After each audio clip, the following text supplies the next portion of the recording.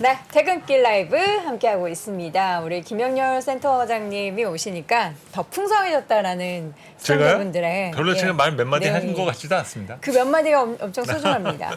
그 몇 마디가 엄청 소중하고요. 네. 또 우리 월요일과 수요일을 앞으로 쭉 책임져 주실 거잖아요. 우선은 뭐 여러 목적이 있어요. 이 시간에 나오면 저는 사실은 저 반대편에 앉아서 질문에 대한 답을 주로 많이 해왔었잖아요. 네. 근데 이 자리를 좀 바꾸면 이제 좀 질문도 가급적이면 김프로님처럼 네. 좀 저는 그게 정말 부럽거든요. 그러니까 정말 핵심을 끌어내는 그런 질문. 그러니까 필요합니다. 저는 질문을 하는 방법을 아직은 잘 모르는 것 같아요. 그래서 이제 좀 제 그냥- 전공을 좀 더 살려서 네. 이제 출연하신 분들과 그런 것들을 호흡하는데 조금 더 노력을 해보도록 하겠습니다. 네, 앞으로 많은 활약 기대해 보도록 하겠고요. 우리 시청자분들이 많은 또 응원해 주시면 그 활약이 더 돋보일 것 같습니다. 자, 이번에 심층 인터뷰 신영증권 박소연 투자전략부장 함께하도록 하겠습니다. 부장님 어서 오세요. 안녕하세요. 네, 부장님. 반갑습니다. 네, 저는 부장님 자료를 예전부터 많이 봤었습니다. 그래갖고 저도 똑같은 일을 해왔었으니까요. 네네. 그래서 오늘도 이렇게 또 처음 뵙게 되어서 아 정말요? 네. 자료로만 이렇게 네, 저는 항상 뵙다가 자료로만 뵙다가 뭐 저한테는 엄청 선배님이시죠. 아유, 네네. 훈훈한 분위기 너무 좋습니다. 저는 이제 두 분과 함께 이렇게 퇴근길 라이브 심층 인터뷰 진행한다고 하니까 저는 거의 청자의 입장에서 오늘 좋은 이야기 많이 들어보도록 하겠습니다. 지금 일단 시장 상황에 대해서 어느 정도 구간이다. 지금 시장은 어떻다. 이렇게 한마디로 표현한다면 뭐라고 이야기할 수 있을까요, 부장님?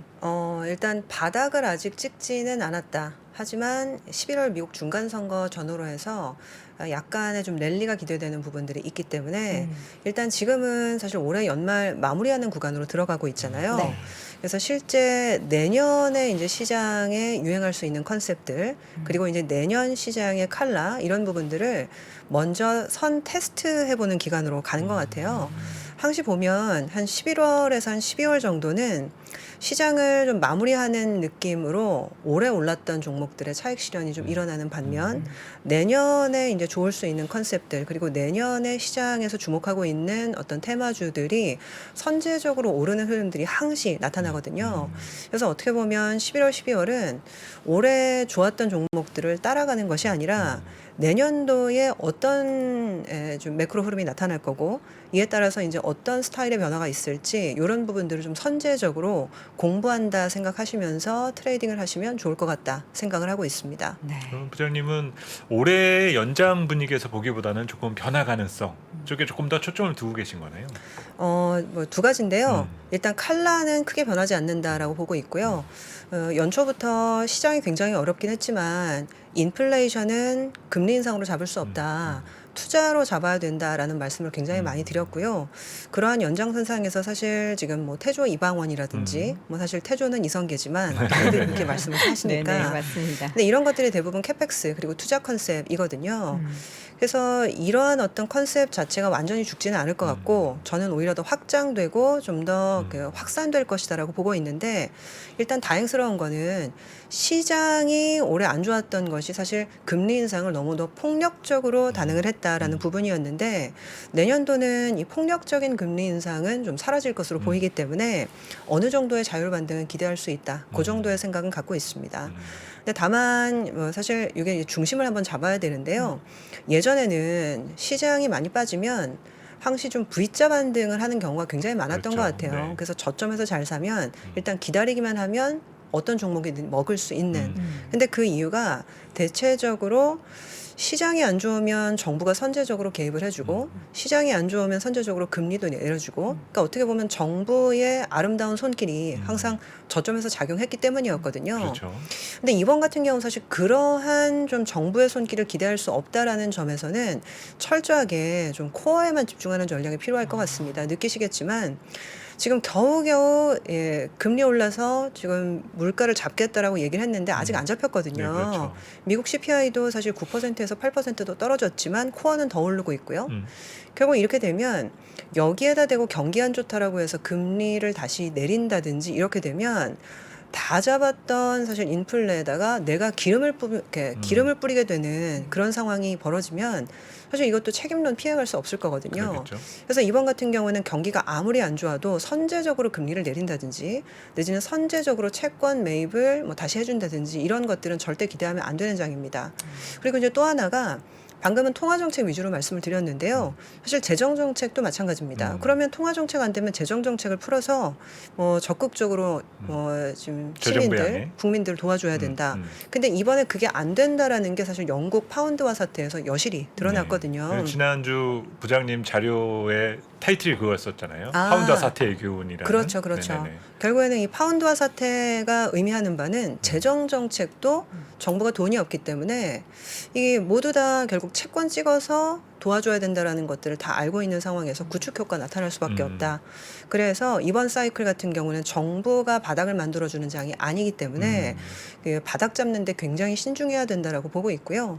그나마 오늘 지금 말씀드릴 내용은 11월 중간 선거 전후로 해서 올해 우리를 괴롭혔었던 여러 가지 변수들이 조금씩은 좀 변화가 나타나고 있기 때문에 일단 연말까지는 어느 정도 좀 반등은 기대해 볼 수 있지 않을까라고 말씀을 좀 드리고 싶고요.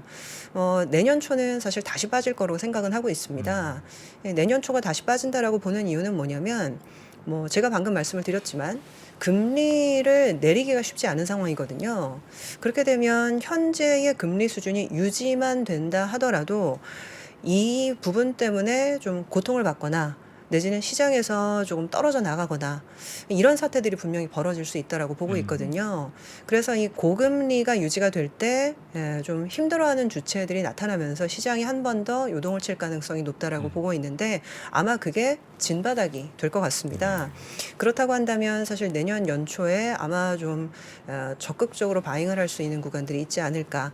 근데 이제 중요한 거는 11월 중간 선거 전후로 모종의 변수가 나타나고 있기 때문에 그런 부분 오늘 중점적으로 말씀을 드리도록 하겠습니다. 그 전에 하나 여쭤보고 싶은 부분이 조금 전에 저는 100번 동의를 하거든요. 네. 그러니까 물가를 안 잡았으니까 중앙은행은 통화 정책을 바꿀 수는 없을 거고 또 지난 2년 동안 재정 부양을 했었던 정부는 빚을 남발해 놨으니 사실은 재정 부양에 나서기도 어렵잖아요. 그러니까 지금 마치 이제 경제 주체들의 느낌은 엄청나게 엄한 엄마와 아빠를 딱 밑에 둔 아이 같은 느낌이 많이 들거든요. 그러니까 막 숨 막히는 것 같은 거예요. 지금 이렇게 해서 뭔가 하라는 건 많고 푸시하는 부분들은 그렇죠. 조금 더 많아지다 보니까.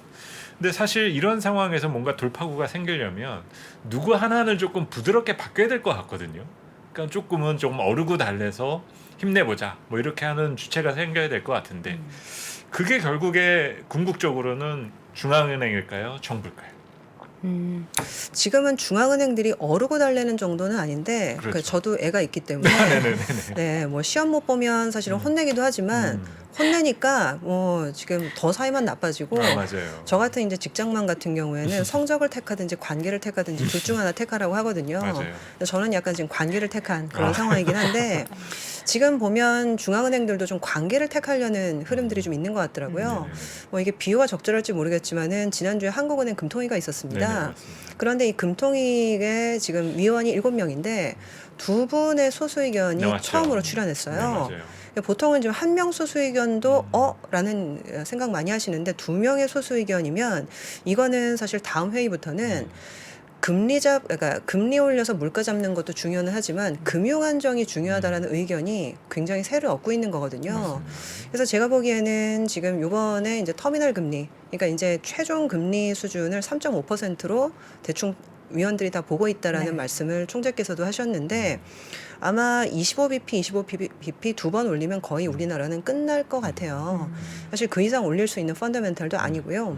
그렇게 되면 일단 우리나라는 미국을 사실 쫓아가지는 않는 전략으로 회귀하는 시점이 이미 왔다라고 보고 있고요. 근데 실질적으로 보면 뭐 최근 호주 중앙은행도 얘기가 많이 됐었는데 4번 연속 50bp 올리다가 요번에는 25bp 베이비 스텝으로 돌아갔거든요. 올리는 건 올리는데 25bp만 올렸다고 좋아하는 것도 참 이게 난감하긴 그렇죠. 한데 근데 어쨌거나 올해 뭐 이게 아주 강력한 금리 인상으로 굉장히 고통을 받았었기 때문에 이런 부분들은 그래도 새겨 들어야 될 뭐 좀 부분이 아닌가 생각을 합니다. 네, 뭐 부드럽게 조금 바뀔 것을 기대하는 거는 그래도 중앙은행 쪽이겠네요. 결국에는.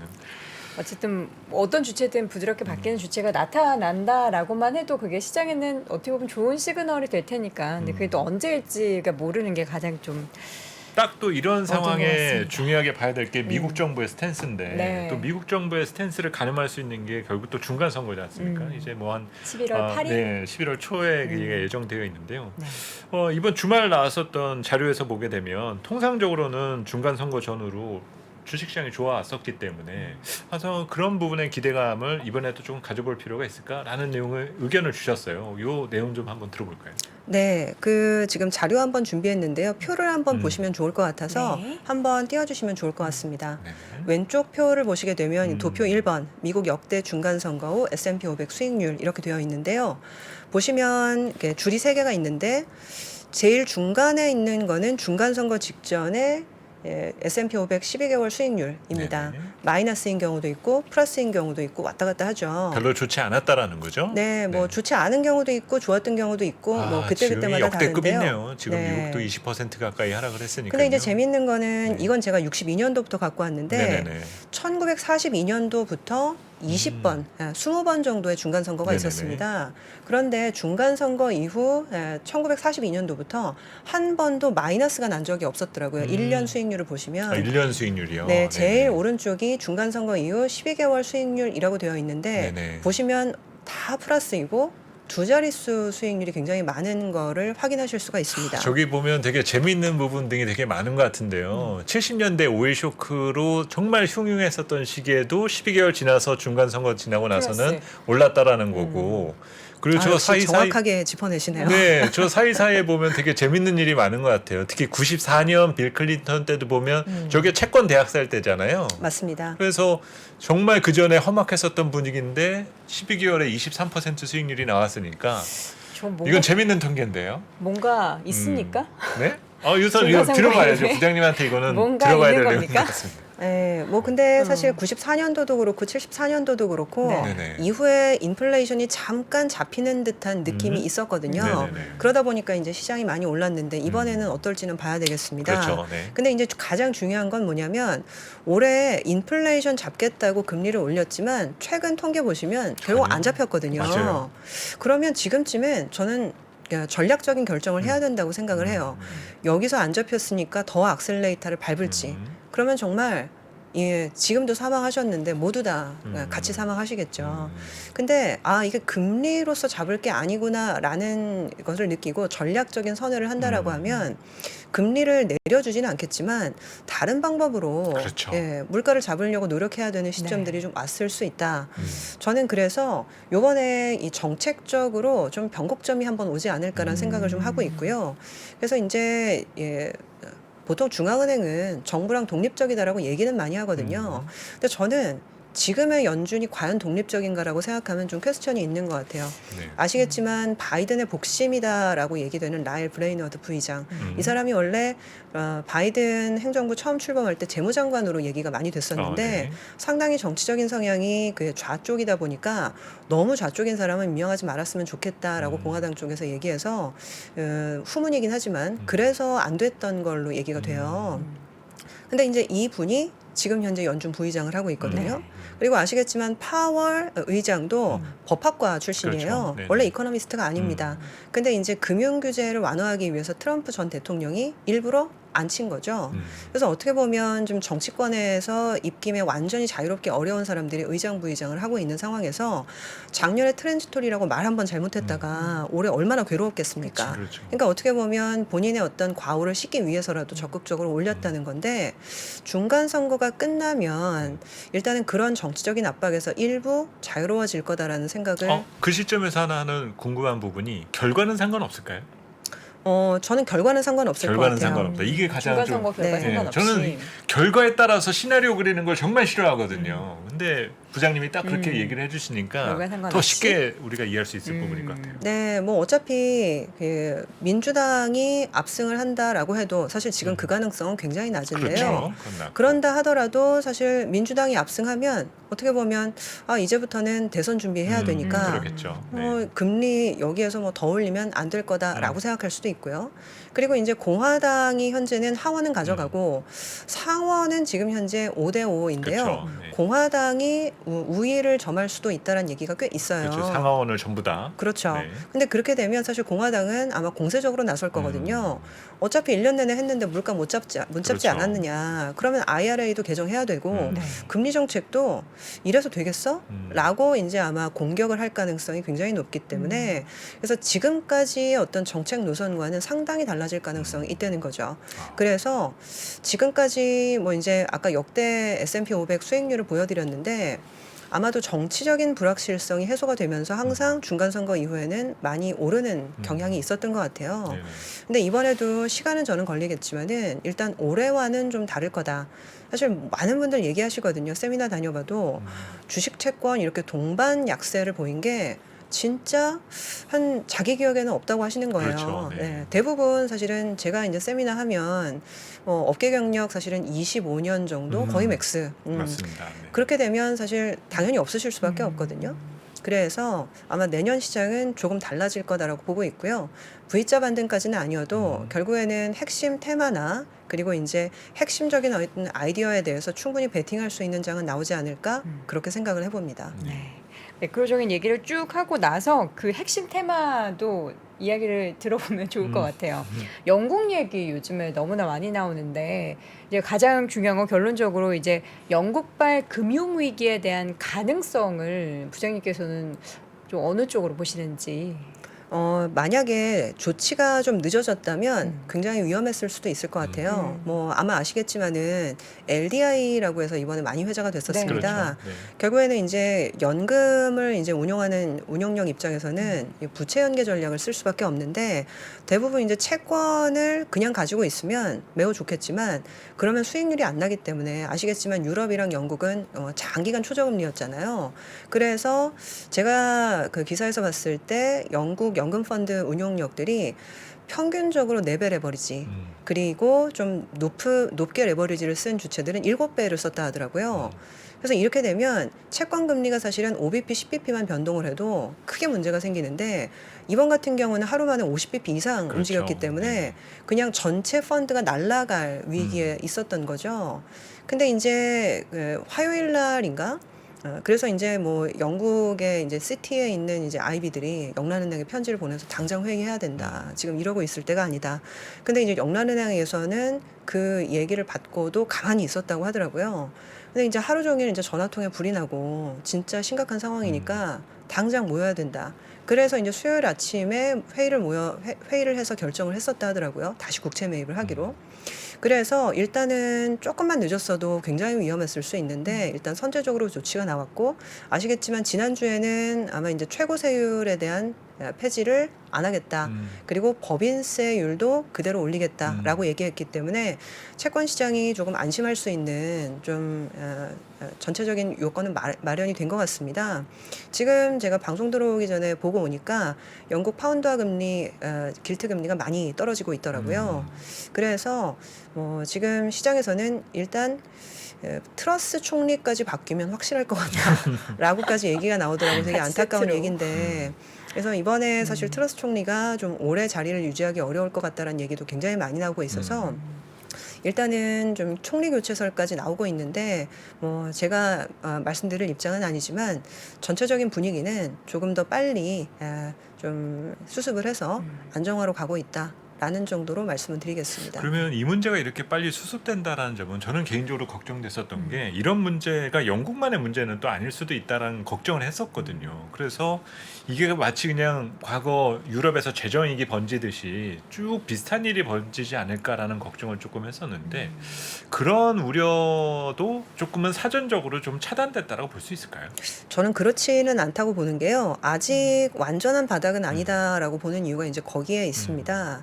일단 이 영국과 같은 이 상황들이 이탈리아에서 벌어질 수 있다는 얘기가 꽤 있거든요. 그렇죠. 아시겠지만 지금 그쪽 유럽은 다 물가가 또 너무 뛰다 보니까 어쩐 식으로든지 납세자들을 보호하려고 여러 수단이나 장치들을 자꾸 고려를 하다 보니까 이런 약간의 조금 잘못된 선택을 할 수 있는 일이 언제든 있을 것 같아서요. 그렇죠. 그리고 이탈리아도 영국이랑 똑같이 이번에 음. 정권 교체가 됐거든요. 그래서 이제 그렇군요. 이탈리아 같은 경우에도 이제 여성 총리가 등장을 했는데 그 총리가 사실 파퓰리즘적인 공약을 그랬죠. 들고 네. 지금 당선이 됐기 때문에 비슷한 정책이 나오게 되면 사실 언제든 유럽 본토에서도 이런 얘기가 있을 수 있고 다행인 거는 이제 미국 쪽 연기금 펀드들은 레버리지나 이런 것들을 크게 쓰진 않았다라는 얘기가 있긴 하더라고요. 근데 어쨌거나 이 모든 것들이 금리가 사실은 높게 유지가 됐을 때 어떤 문제가 발생할 수 있는지를 보여준 하나의 선례이기 때문에 일단 내년까지는 금리가 내려가기는 어려울 거거든요. 그렇다고 한다면 변동성 국면이 완전히 사라지지는 않았다라는 가운데에서 아마 판단을 하셔야 될 것 같다 보고 있습니다. 네. 완전히 해소되는 데까지는 역시나 뭐 시간도 걸릴 거고 완전히 해소가 안 될 수도 있기 때문에 이거 유럽 쪽 문제는 계속해서 가져가야 될 이슈가 되겠네요. 네, 뭐 사실 우리나라 같은 경우에도 최근 금리가 너무 높다 보니까 네. 이게 가계부채 문제가 있는 거 너무 아니냐, 심각하죠. 내지는 이제 부동산 PF도 좀 잘 살펴봐야 되는 거 아니냐 그런 얘기 많이 나오고 있는데 결과적으로 금리가 높게 유지가 될 때 어디선가 취약한 주체들의 발목을 잡게 되고 이것이 문제가 될 수 있거든요. 그래서 이제 뭐 예전처럼 문제 있다고 해서 바로바로 금리를 낮춰주는 그런 장은 아니기 때문에 아무튼 전체적으로 아직 경계심을 완전히 늦출 때는 아니다라고 보고 있습니다. 사실 이런 문제가 계속되다가 결국 누구 하나가 자빠지면 사실 그 문제를 처리하기 위해서 또 돈이 필요할 거잖아요. 그렇죠. 근데 어딘가에서는 또 돈을 끌어와야 될 텐데 그 돈이 제일 많은 게 사실 미국이지 않습니까? 또 거기에 지금 환율도 킹달러라고 불리다 보니까 저는 얼마 전에 그런 표현을 썼거든요. 이 킹달러 시대에 새로운 식민 활동이 있는 게 아니냐. 유럽이 무너지든 아시아가 무너지든 무너지면 수습하러 들어가는 거는 결국 달러일 거고. 지배하게 그렇죠. 되는. 그 자본이 결국은 지배되지 않겠냐라고 생각하는 부분이 있는데 부장님께서 생각하시는 지금 이제 이런 환율에 대한 가치라던가 구조적인 상황과 또 우리가 생각해야 할 어떤 균형 환율에 대한 수준은 레벨업 됐다고 이제는 인정해야 될지 그 한번 의견 들어보고 싶어요. 네, 저도 사실 환율이 오늘 좀 많이 떨어졌는데요. 떨어지는 거는 좀 한계가 있지 않을까라는 생각을 해요. 그 예전에도 한번 그런 리포트를 쓴 적이 있었는데 우리나라가 2008년도 가장 어려웠던 리만 파산 때도 사실 경상수지가 흑자였습니다. 그렇죠. 그리고 사실 무역 수지도 흑자였고 그러다 보니까 그때 1,600원까지 환율이 올라갔었는데 당시는 사실은 이게 경상무역단에서 문제가 있었던 게 아니라 단기 외채. 그 당시 이제 조선사들이 수주를 너무 많이 하다 보니까 환해지성으로 이제 달러를 사실 매도했던 것들이 가장 크게 문제가 됐었거든요. 그렇죠. 근데 이제 중요한 거는 지금은 정반대입니다. 제가 이제 그런 비유를 하는데 아빠가 열심히 돈을 벌어요. 근데 엄마가 주식 투자를 하다가 크게 손실을 본 거예요. 이건 사실 일회성이죠. 그러면 네. 이제 엄마가 주식 투자를 안 하겠다라고 선언을 하면 그 다음부터는 아빠가 다시 돈을 잘 벌면 됩니다. 차후차후 다시 모이겠죠. 그게 어떻게 보면 2008년도의 상황이거든요. 네네네. 근데 지금 같은 경우에는 아빠가 경기 침체 때문에 실직을 하게 된 케이스라고 보시면 돼요. 그러니까 매달 들어왔어야 되는 달러들이 사실상 뭐 에너지에 대한 어떤 고비용 문제든 그리고 최근 보면 사실은 2차 전지 관련해서도 지금 전구체 중국 수입이 너무 많다 보니까 그게 어떻게 보면 지금 무역 적자의 또 원흉이 되고 있다 그런 얘기들이 있는데 지금 현재 대중 무역 적자가 커지면 커질수록 사실은 아빠가 돈을 못 벌고 있다 보시면 돼요. 그렇죠. 그러니까 이런 상황에서는 사실 구조적으로 달러가 안 들어오게 되는 상황이다 보니 환율이 시원하게 내려가기가 아주 어려운 거거든요. 그래서 이제 내년까지도 이 인플레이션이라는 문제가 완전히 사라지지 않는다라고 하면 환율이 많이 떨어지기는 어렵다라는 쪽으로 이해해 주시면 제일 좋을 것 같고요. 근데 어떻게 보면 그게 꼭 나쁘지는 않습니다. 결국 우리나라는 수출해서 먹고 사는 나라인데 그렇죠. 그 1,300원대 환율을 레버리지로 전체적인 어떤 매출을 일으킬 수 있는 기업들은 분명히 있거든요. 최근 보면 사실 이 장이 안 좋아서 그런 것도 있지만은 KTNG 같은 것들이 52주 신고가를 계속 경신을 하고 있는데 아시겠지만 KTNG가 수출주거든요. 네네. 담배도 수출하고 인삼도 수출하고 음. 그러니까 어떻게 보면 좀 이런 상황에서 고환율을 이용할 수 있는 기업들도 분명히 있는 겁니다. 그래서 뭐 올해는 지금 너무나도 급격하게 금리가 올라가다 보니까 고통을 겪었지만 내년도에는 이런 다이나믹스가 좀 달라지면서 기회 요인이 될 수 있는 부분도 분명히 있겠다 말씀을 드려봅니다. 예. 네. 적정한 환율 수준으로 돌아갈 수 있는 환경은 어떻게 마련이 되는 겁니까? 적정 환율 수준이라는 거는 1,200원대, 1,100원대를 말씀하시는 걸까요? 근데 뭐 네. 지금 그 부장님의 자료를 보면 뉴노멀을 강조를 하셨거든요. 네, 사실 네, 네. 이것도 이제 새로운 뉴노멀을 찾을 수밖에 없다라는 거예요. 우리 머릿속에 10년, 20년 동안 박혀 있었던 그동안의 뉴노멀이 흐름이 다르게. 예, 다르게 또 우리가 적용을 해야 될 부분이지 뭐 과거에 이랬으니까 그게 균형이다라고 말할 수 있는 근거는 없는 거거든요, 사실. 저는 오늘 부장님의 그 비유, 어. 주옥 같은 비유들이 너무 적절한 표현이셨어요. 계속 기억이 나. 지금 채팅창에도 네. 부장님이 뭐 아빠가 못 벌고 엄마가 주식 그 얘기할 때마다 하실 네. 때마다 너무 적절한 비유고 또 마음 아픈 게 저는 아빠인데 삼성전자 투자해서 손실까지 보고 있습니다. 이런 좀 마음 아픈 댓글이 있어가지고 오늘 부장님이 되게 차분한 목소리와 말투로 비유까지 이렇게 섞어서 이야기를 해주시니까 지금 전체적인 이런 뭔가 변수들에 대해서 하나씩 차근히 좀 정리가 되는 것 같습니다. 네. 뭐 영국 이야기도 했고 중간 선거 얘기도 했고 지금 달러 얘기도 했는데 이 변수 외에 또 뭐가 있을까요? 시장의 변동성을 야기시킬 만한 또 우리가 지켜봐야 할 만한 변수는 또 뭐가 있을까요? 그 악재를 얘기하시는 거죠? 네, 악재 호재도 측면에서. 있습니까? 아, 네. 저는 그래도 아. 호재도 있다라고 생각을 아, 하는데요. 그래요? 일단은 그래도 이제 악재 먼저 말씀드리고 네네. 호재를 얘기하는 게 더 네. 분위기는 좋으니까. 알겠습니다. 네, 일단 악재라고 하면 오늘 많이들 회자가 됐었는데 지금 당대회에서 시진핑 주석이 대만에 대한 통일 의지 이런 부분들을 굉장히 밝혔거든요. 네. 결국 이제 지정학적인 이슈가 어떻게 흘러갈지가 아마 마지막 아킬레스건이 될 것 같은데 사실 한 일주일 전만 해도 푸틴이 전술핵을 쓸 수 있는 거 아니냐. 그랬었죠. 네, 그리고 이제 전술핵을 쓰게 되면 어떤 문제가 있느냐. 물론 영토가 오염되고 이런 문제도 있겠지만 나토의 참전을 불러일으킬 수 있게 되면 결국 확전 그리고 전쟁의 장기화 그것 때문에 사실 전술핵을 굉장히 두려워하셨던 거였거든요. 그렇죠. 근데 갑자기 어떤 이유인지 뭐 사실 나중에 또 뒤통수를 맞을 수도 있겠지만 주말에 인터뷰한 거 한번 보셨을 거예요. 우크라이나를 영토를 내가 뭐 미사일을 더 이상 좀 공격하지 않겠다. 우리가 우크라이나 영토를 완전히 부셔버리려고 하는 그런 의도가 아니다. 그러면서 약간 좀 평화 협상까지는 아니지만 말투가 누그러지면서 나는 바이든 대통령 만날 의지가 없겠지만 연락이 오면 생각해 볼 수는 있다. 이런 정도의 얘기를 했거든요. 사실 푸틴 대통령이 이렇게까지 얘기한 거는 사실 처음인 것 같은데 뭐 많이 기사에서 언급을 하시지만 이제 무기가 다 떨어졌나 보다. 미사일이나 이런 것들도 젊은이들도 또 막 들고 일어서고. 그러니까요. 네네. 그래서 사실 지금 현재 보면은 백척간두에 서 있는 느낌이었는데 결국 이제 푸틴 대통령도 내년 한 2월 말이면 개전 1주년입니다. 그렇대요. 근데 벌써요. 1주년 이상 이 전쟁을 끌어갈 수 있는 무기와 자원과 내지는 인재풀이 있느냐. 지금 보면 많이 떨어져 있는 거거든요. 그렇네요. 그래서 일단 전체적으로 지정학적인 변수는 예상하기는 어렵지만 일단은 전쟁의 어떤 장기화는 조금은 가능성이 좀 옅어진 거 아닌가. 하지만 이제 내년도에 이제 중국 대만 이슈를 좀 봐야 되기 때문에 아마도 3월 전인대 이전에는 좀 뭐 별일은 없겠지만 이후에는 또 이제 중국과 대만 문제를 좀 면밀하게 봐야 될 것 같다라는 생각을 해보고 있습니다. 네. 네. 악재는 그럼 지정학적 리스크 관련한 이런 부분을 그렇죠. 주로 네. 보고 계시고 네. 그럼 이제는 네, 호재인가요? 호재. 네. 네. 그 호재는 사실 뭐 아까 처음에도 제가 기업 투자, 캐펙스 모멘텀을 많이 말씀을 드렸는데요. 제가 아까 금리 인상을 통해서 물가를 잡는 것이 어렵다라는 게 올해 여실히 드러났다라고 그렇죠. 말씀을 드렸습니다. 저도 예전에 자료를 쓸 때 연말쯤이면 6% 정도는 나올 거다라고 기존에 추정을 했었거든요. 근처도 안 오더라고요. 그래서 이거 정말 뭐가 잘못 오작동하고 있구나라는 것들을 이제 많이 느꼈었는데. 네. 네.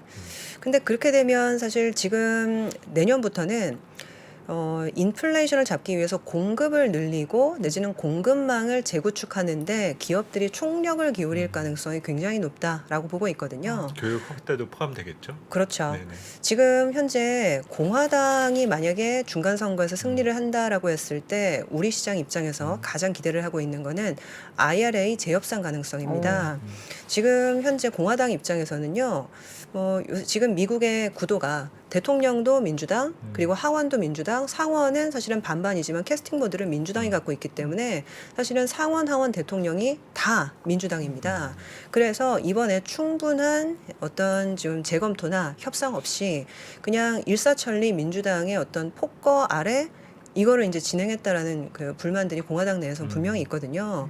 그래서 이 공화당 의원들은 11월 중간 선거만 끝나면 IRA를 좀 재고해야 된다. 내지는 좀 개정해야 된다라는 의견들을 많이 갖고 있고 그리고 가장 큰 문제가 이거를 어떻게 다 미국에서 조달하냐. 어떻게 보면 미국에서 생산된 뭐 자동차 그리고 미국에서 생산된 어떤 원료에만 새 혜택을 주겠다고 하는데 지금 현재 미국에서는 그런 캐파가 없거든요. 근데 없음에도 불구하고 컨셉추얼리 메이드 인 아메리카 하겠다라는 게 지금 선거 공약처럼 떠돌고 있는데 사실 못한다라는 거거든요. 그래서 공화당이 사실은 상원까지 가져갈지 하원만 가져갈지는 모르겠지만 우리 입장에서는 사실 IRA에 대한 개정 가능성에 뭐 상당한 좀 기대를 걸고 있는 상황이고 실제로 코트라나 이런 데서도 개정 가능성이 있지 않을까라는 기대감이 조금 좀 표방하는 리포트가 나오기도 했었거든요. 그래서 일단 저는 그거를 좀 기대를 하고 있고요. 그리고 이제 또 하나는 가계, 기업, 정부가 있습니다. 그런데 아까 말씀드렸듯이 이제 정부는 돈이 없고요. 가계도 인플레이션 때문에 사실 허리띠를 졸라매야 되는 상황인데 유일하게 돈이 있다면 저는 기업들이 돈이 굉장히 많은 것 같아요.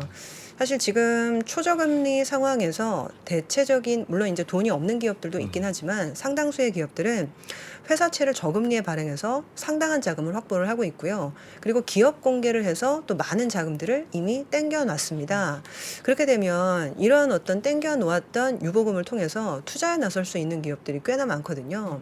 뭐 이미 올해 같은 경우는 지금 태조이방원도 앞서 말씀을 드리긴 했지만 뭐 태양광이든 풍력이든 이런 어떤 신재생 에너지 결국에는 에너지가 모자라면 에너지를 생산해야 되는 거고요.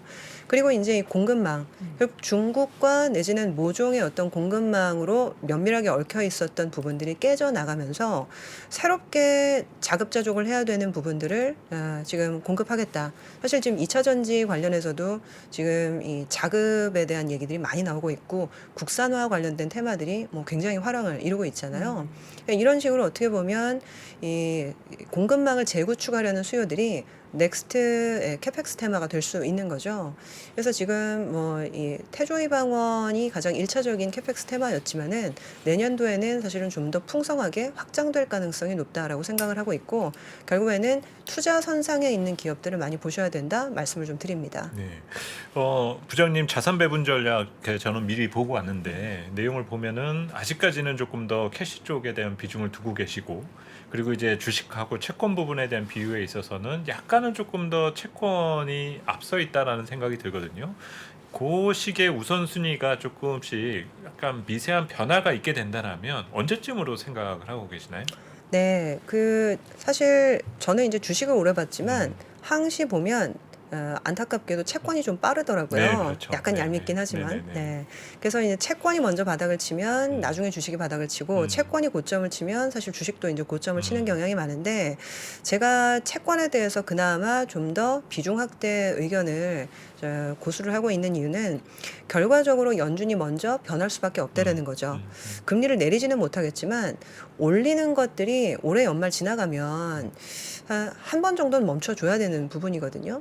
그러면서 사실은 채권 금리가 박스로 가는 흐름들이 먼저 나타나면 아마 그 이후에 부차적으로 주식의 변화가 좀 나타날 수 있다라는 관점에서 그렇게 지금 저희는 전망을 하고 있고요. 저금리가 온다라는 건 너무 욕심이겠죠. 그렇죠. 지금 저금리는 이게 그렇거든요. 대부분 모든 사람들은 트라우마가 있는데 트라우마가 한번 세게 오면 그 트라우마를 교정하기 위해서 모든 주체들이 살아가게 됩니다. 저는 2008년도 리만 이후에는 모든 중앙은행들이 다시는 이런 그 금융위기를 겪으면 안 된다라고 해서 QE 양적 완화라는 거를 정당화하면서 십몇 년을 살아왔거든요. 그랬었죠. 근데 이번 같은 경우에는 이 인플레이션이라는 트라우마가 한번 크게 생긴 것 같아요.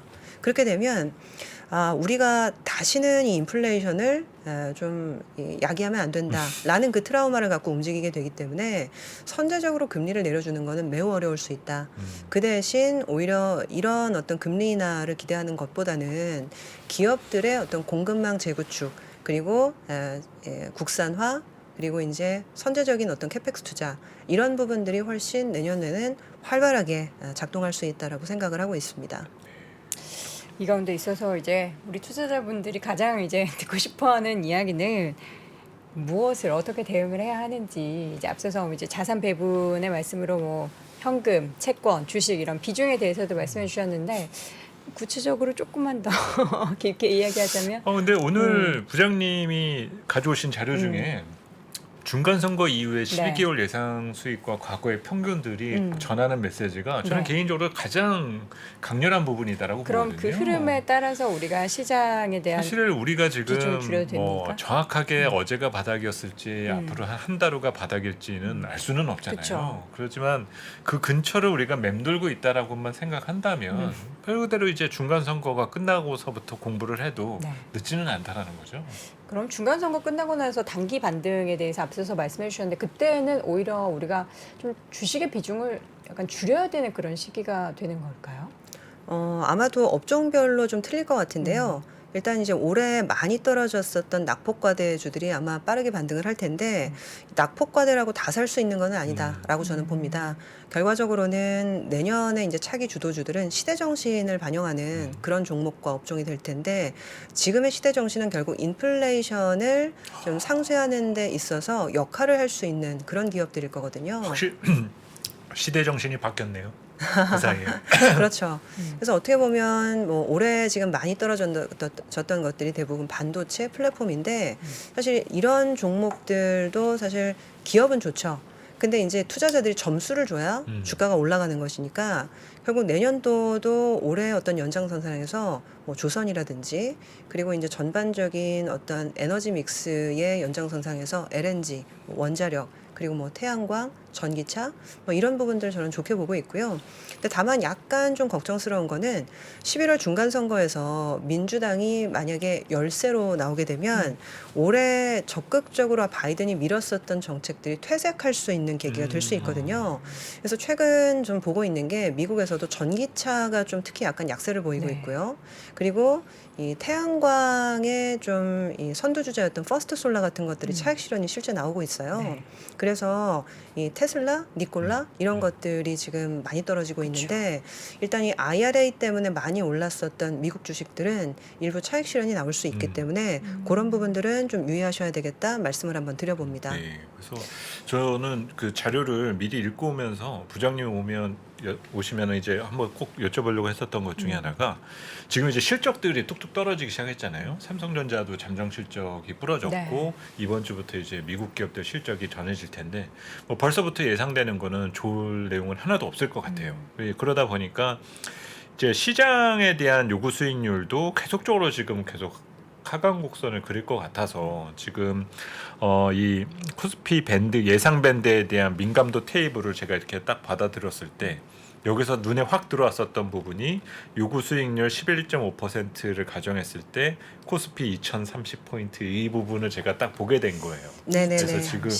그래서 지금 뭐 얼마 전에 대신증권의 이경민 팀장님도 비슷한 자료를 쓰셨었던 것 같고 요즘 이제 눈높이가 한 2000선 초반까지를 났었는데 그 수준을 이제 락바텀이라고 해서 이 숫자를 제시를 하셨었던 건가요? 일단은 그랬던 측면도 좀 있고요. 그러니까 가장 사실은 안 좋을 수 있는 숫자를 좀 대입했을 때 네네네네. 어느 정도가 나오는가. 최악의 근데 예를 들면 한 2000 정도면 사실 완전히 이게 코로나 이전 수준으로 돌아가 버리는 거니까 그렇죠. 조금 좀 극악스러운 지수긴 하거든요. 네네네. 근데 제가 이제 그 지수를 자료에다 써놓은 거는 왜 그러냐면 실제로 제가 수치를 만져봤을 때 완전히 사실은 이게 말이 안 되는 수치가 아니더라고요. 2000 초반이. 그러니까 어떻게 보면 현재 어닝이 굉장히 빠르게 떨어지고 있고 그렇죠. 오늘 아침 조회 보니까 12개월 포워드 기준으로 한국의 ROE 수준이 연초에 한 9.8, 9.9였거든요. 네네네. 근데 지금 8.9까지 하향 조정이 됐고요. 지금 떨어지는 속도라면 사실은 8.5까지도 사실 가는 거는 시간 문제인 것 같습니다. 근데 이제 금리가 굉장히 높을 거잖아요. 그렇죠. 그러다 보니까 요구 수익률이 크게 떨어지진 않을 거고 그랬을 때 그 수치를 대입을 해보면 그 값이 그냥 나옵니다. 그래서 사실 이게 2000이라는 수치가 이게 아주 제가 안 좋게 보고 있어서가 아니라 그냥 어느 정도 현재 시장의 흐름들을 예상해서 대입을 해보면 그 정도 수치가 좀 나와버리는 게 있기 때문에 생각보다는 이게 이제 저점이 완전히 지금 찍었다, 진바닥 지났다 이런 관점보다는 변동성 구간들이 이어지는 경우가 굉장히 많기 때문에 예전 같으면 한 번 바닥 찍으면 그냥 끝이었거든요. 왜냐하면 중앙은행들이 선제적으로 돈을 쫙 투입을 해주면 그냥 바로 V자 반등.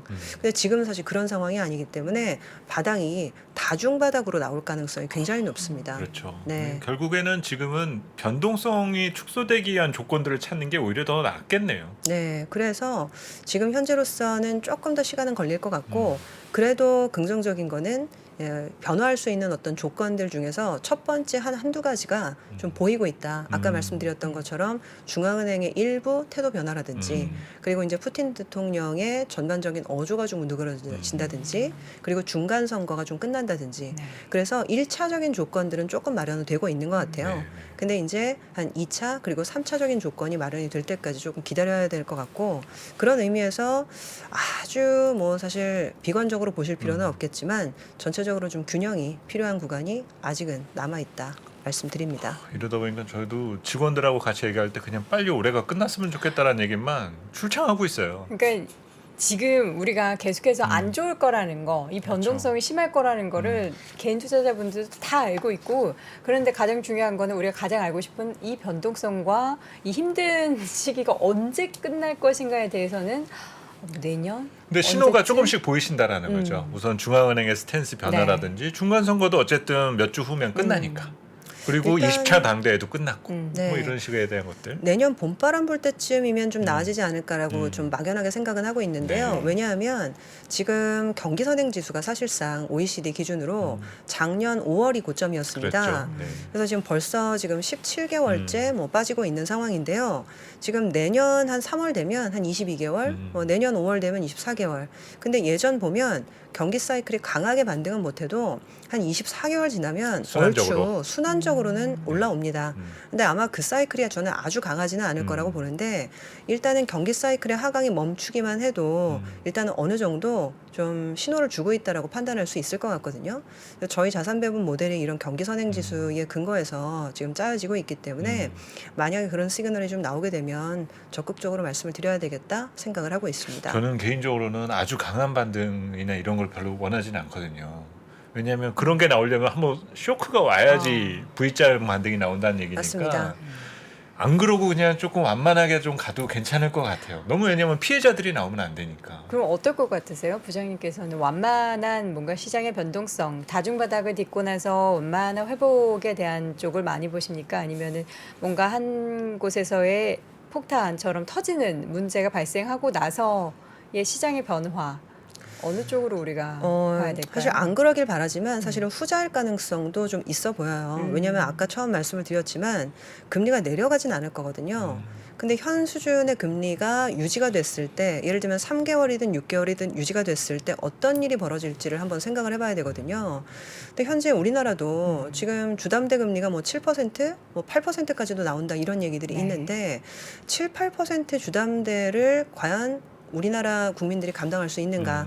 근데 이제 우리나라를 벗어나서 다른 나라들을 보게 되면 현재 그 회사채에 대한 어떤 차환 문제, 실제 이제 하이힐드의 어떤 금리 문제, 저는 영국도 사실 모기지 금리에 대한 문제가 있는데 미국도 30년 만기 모기지 금리가 7%를 찍었더라고요. 그렇게 되면 사실 내년 연초까지는 모종 종의 문제가 안 생기고 넘어가는 게 더 오히려 이상하죠. 이상할 수 있죠. 그렇죠. 그래서 조금은 좀 기다려 보셨으면 좋겠다라고 보고 있고, 근데 아까 말씀을 드렸듯이 일단은 한두 가지 조건들은 좀 변하고 있기 때문에 내년 시장이 좋아졌을 때 선두를 달릴 수 있는 테마들을 올해 연말에 사전적으로 아마 테스트를 해보시는 리트머스 시험지처럼 그렇게 한번 대응해 주셨으면 좋겠다 말씀을 드립니다. 네. 우리 부장님의 주옥 같은 표현들. 부장님 평소에 어렸을 때부터 책 많이 읽으셨죠? 아, 네. 표현 자체가 좀 남다르신 것 같아요. 제가 네. 그 시력이 마이너스 10디옵터인데요. 네. 책을 그만큼 많이 보셨다는 거죠? 네, 제가 사실 책 읽는 거 말고는 놀 줄도 잘 모르고요. 제가 되게 재미없는 사람이거든요. 아니 근데 말씀을 너무 비유를 잘 하셔서 재밌게 말씀을 잘 하시는데. 아, 네, 그러면 굉장히 다행입니다. 네. 제가 재미없는 사람인데 재미있게 들어주셨다고 아니, 하니까요. 오늘 채팅창의 분위기가 일단 박소연 부장님의 목소리, 예 그리고 비유, 찰떡 같은 비유들에 대해서 호평이 많아가지고 저도 들으면서 약간 라디오에서 뭔가 누가 책 읽어주는 것 같은 예, 네. 그런 느낌으로 부장님의 시장 이야기를 정말 뭔가 안 좋은 이야기들 많이 했잖아요. 우리 안 좋은 이야기, 무서운 이야기, 물론 이제 끝에서는 봄바람 불면 조금이나마 이제 우리가 벚꽃 보면서 여유를 찾을 수 있는 될까요? 벚꽃 그 정도 시기 가능할까요? 네, 4, 제가 5월? 그 전에 한 번 더 나오도록 하겠습니다. 아, 네네. 예, 명확하게 지금 우리가 이제 연간 전방도 준비 중이시죠? 네, 연간 전망은 저희는 조금 늦게 낼 거라서 아, 네네. 작년에도 12월 초에 냈는데 아마 이번에도 한 그 정도 내게 될 것 같습니다. 그렇습니다. 요새는 다 비슷해서 일찍 쓰고 또 쓰던지 아니면 아예 늦게 내던지 그러고 있습니다. 네, 우리 부장님의 열일 기대하도록 하겠고요. 또 자주 모셔서 이 주옥 같은 말씀들 더 들어보도록 하겠습니다. 오늘 이 시간 신영증권 박소연 투자전략부장 함께했습니다. 부장님 고맙습니다. 네, 감사합니다. 직주 근접의 레벨이 더 높아지는 겁니다. 서울의 중요한 회사들은 광화문에 많은데 여의도 거주자들 중에 제일 선호하는 자리가 반포예요. 네트워크가 강남이 제일 좋아요. 인생에서 계속 바뀝니다. 적어도 저는 한 6년에서 8년에 한 번씩은 결론을 내야 될 게 인생에 따라서 결혼을 했냐 안 했냐, 아이를 낳냐 안 낳냐에 따라서 많이 바뀌겠죠. 부동산 입지의 변천사를 한눈에 살피는 대한민국 부동산 부의 역사. 지금 서점에서 만나보세요.